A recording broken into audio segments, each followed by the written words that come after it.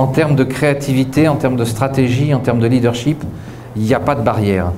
Plus on est dans un monde structuré, plus on est dans un monde logique, plus on est dans un monde analytique et plus on a peur d'oser. Le leadership, c'est donc la capacité à créer un monde auquel les autres aspirent. C'est d'inventer le rêve des autres. Puis ça va faire partie du travail qu'on va faire cet après-midi. C'est quoi le rêve des autres? Qu'est-ce qu'on pourrait inventer pour les aider? Quel type de prestations, quel type d'informations pour que vous restiez le leader et que vous soyez la référence. Et il y a un modèle que je vous propose, c'est le modèle de la symbiose. La symbiose a ceci de particulier, c'est que c'est le meilleur. Non pas qui va gagner, mais c'est le meilleur qui va entraîner les autres à être meilleurs. Considérez que si je rends mes entreprises meilleures, mes employés meilleurs, mes clients meilleurs, l'ensemble des intervenants va être meilleur. Et grâce à ça, il y a de belles entreprises qui sont en train de naître parce qu'il y a toute une nouvelle génération d'entrepreneurs qui arrivent sur le marché avec des valeurs différentes, des pensées différentes et des gens qui raisonnent, qui sont plus proches de la symbiose.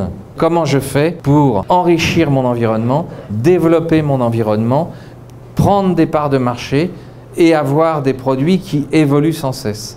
Et on va s'apercevoir que si on réfléchit à être le meilleur et à faire en sorte que les gens qui travaillent avec nous soient les meilleurs, eh bien nous allons poser des gestes différents. Nous allons travailler sur 3 éléments essentiels. Un, c'est l'intention.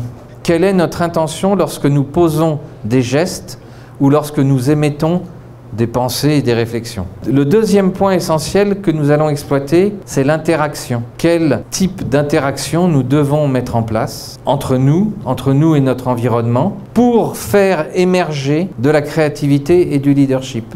La symbiocratie, c'est une discipline. En fait, c'est une discipline comme un art martial.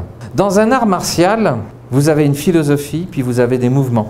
Quand vous commencez un art martial, vous devez apprendre les mouvements, respecter la philosophie. Il va falloir répéter les mouvements et les apprendre pendant un paquet de temps pour passer de la ceinture blanche à la ceinture noire.